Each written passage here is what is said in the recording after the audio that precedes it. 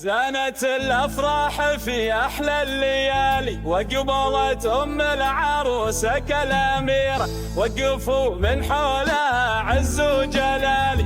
أم سامي اليوم للفرحة سفيرة، نورة بنت عيد يا أخت الرجالي، نور الحفل وشموخك فاق غيره، يا سمو الزين يا بنت المعالي.